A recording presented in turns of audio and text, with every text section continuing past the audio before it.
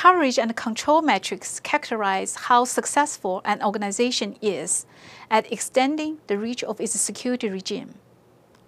Most security programs are full of good intentions, usually expressed formally through some sort of policy. But the reality of suboptimal implementation and the poor end-user compliance often puts the shaft to all those good intentions. Coverage and control metrics, then, are essential to help managers understand the size of the gap between the intentions and the facts on the ground. Coverage means the degree to which a particular security control has been applied to the target population of all resources or assets that could benefit from that control. Coverage metrics measure the security organization's ability to execute on its mandates. Perfect coverage is impossible. The eligible population may not represent the full set of assets or resources that could be covered. Often, security organizations must grant dispensations or exceptions to embedded, turnkey, or managed system.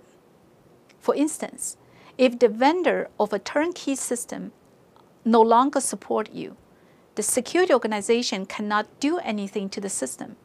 You have to live with these vulnerable systems and put compensating controls in place to prevent problems from spreading. Similarly to the legacy system, where we allow some legacy systems connect to IT and production networks, but only with very strict security and very specific network filters. In short, systems with dispensations cannot be included in coverage metrics. Control means the degree to which a control is being applied in a manner consistent with the security organization's service standards across the scope of covered resources or assets.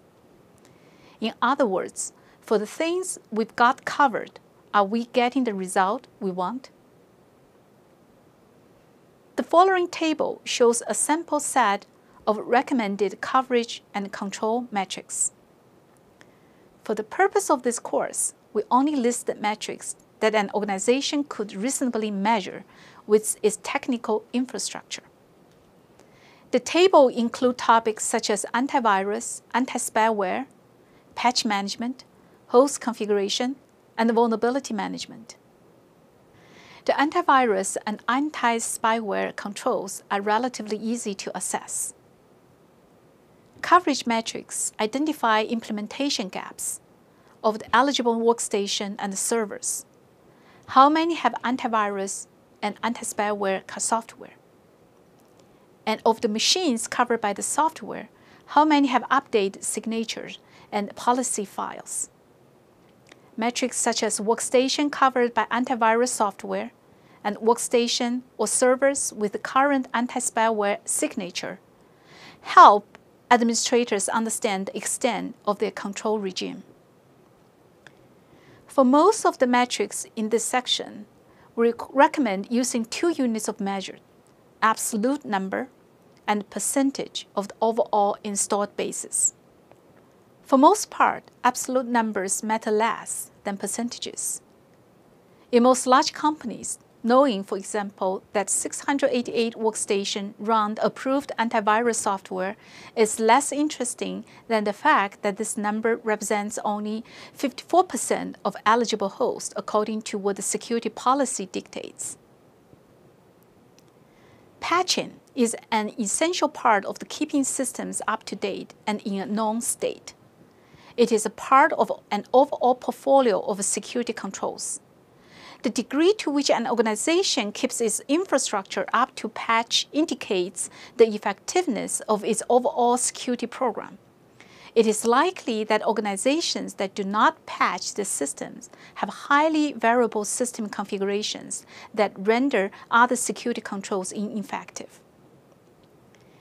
Patching can be labor-intensive exercise, especially for large organizations with weak technical controls and large desktop populations. Identifying what systems require particular patches and determining which ones get them first can be extremely costly in terms of time and soft labor dollars. Thus, the metrics in the patch management section of the table attempt to characterize the effectiveness of an organization's patching program.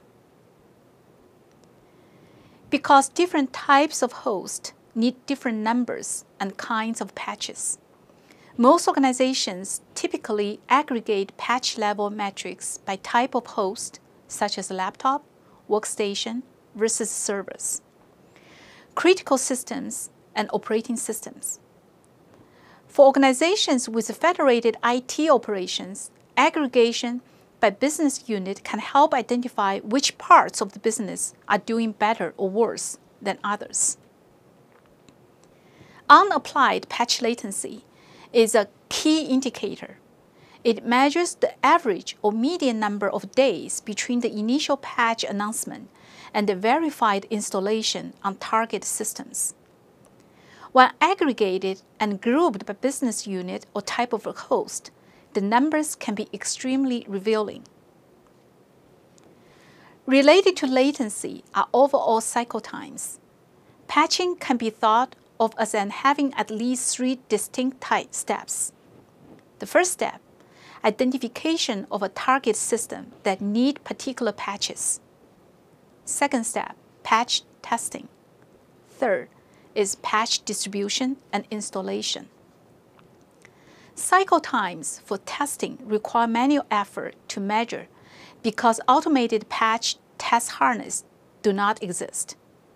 But most patch management software can easily calculate the distribution cycle times. As it happens, patch testing is becoming less common due to the ever-decreasing window between the release of a patch and its evil twin, the follow-on malicious exploit. It is becoming too risky to wait. Some organizations have made it official policy to slam down patches to workstations as soon as they become available without any testing. The matrix patches applied outside of maintenance windows denotes how many patches were deemed so exceptional or critical that they demanded an out-of-cycle installation. Oftentimes, each server has a predefined maintenance window associated with it. One of the key business metrics to measure success is the number of servers that are patched outside of their maintenance windows. Another metric is the number of servers patched by deadline. Related to maintenance windows are service level agreement, SLAs. Although each organization defines SLA differently, the patch management SLA here is to mean that a given set of target machines has had the appropriate set of patches applied within a desired latency window. Thus, a typical SLA might say that 100% of all critical servers must have patches applied within 5 calendar days of release. That is patch latency of less than 5 days. And all patches must be applied within scheduled maintenance windows. Host configuration metrics provide ways to measure the span and extent of control over networked assets, primarily desktops and servers. But these metrics can be extended to routers, mobile phones, tablets, or IoT devices. The most important goal of these metrics is to measure the networked assets are configured in a manner that allows the organization's security objectives to be achieved. What it means in practice is that machine configurations are at least locked down and that the attack surface they represent is within the bounds of acceptable risk, which is determined by the company's business and IT strategy. Microsoft Windows are the dominant corporate operating system. In order to manage the attack surface of Microsoft Windows operating system, for instance, organizations usually define a standard build image for all Windows workstations. The image is a customized version of the operating system with a standard complement of productivity software and hardened security settings. Most organizations typically have at least one standard image or gold master that they maintain. Hence, the percentage of systems in compliance with approved configurations is an essential security metric for understanding the scope of an IT organization's control. The network service ratio shows the number of listening network services for each host. Good sources of network services metrics are port scanning tools such as Nmap and NSS and vulnerability management software. Both types of tools can generally fingerprint each endpoint's operating systems, which makes it easy to slice and dice the results by operating system. The next three metrics: business critical system under active monitoring, logging coverage, and NTP, network time protocol server coverage, refer to the relative coverage of remote network management tools, event logging controls, and the synchronization of system clocks. The latter two metrics are important for security incident handling. When problems occur, investigators need access to event information from individual workstations and servers. One way is to forward security events to centralized servers. Related to logging controls is clock synchronization, which is essential for ensuring that event information from multiple hosts can be reconstructed faithfully in the correct order. By default, modern Windows and OS X machines synchronize their clocks with Microsoft or Apple-managed external NTP servers automatically. However, many organizations prefer to synchronize with an internally managed NTP server or trusted external one, such as TIC.mit.edu. The last metrics, emergency configuration response time, quantifies the extent an organization's control over assets.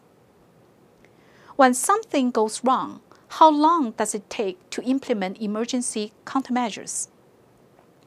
A typical countermeasure might be remotely shut down a system, configuring the host firewall to block all traffic other than administrative commands, pushing a virus update, or forcing the installation of a software package.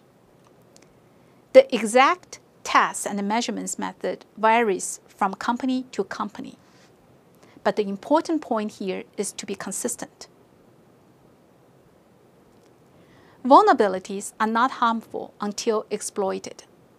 Many are benign. Today's serious vulnerabilities can be immediately turned into mass exploits by attackers. Thus, every organization's security program should include metrics that give a clear-eyed view of the vulnerabilities present in its network and on its hosts. Vulnerability metrics tell you how sound your systems are. Vulnerability metrics are similar in composition to those for patch management presented earlier. Instead of patches per host, a typical metric is vulnerabilities per host, grouped by criticality, system type, or asset class. Commercial vulnerability management softwares from Qualys, Foundstone, Encircle, and other vendors calculate these figures as part of their normal scanning processes.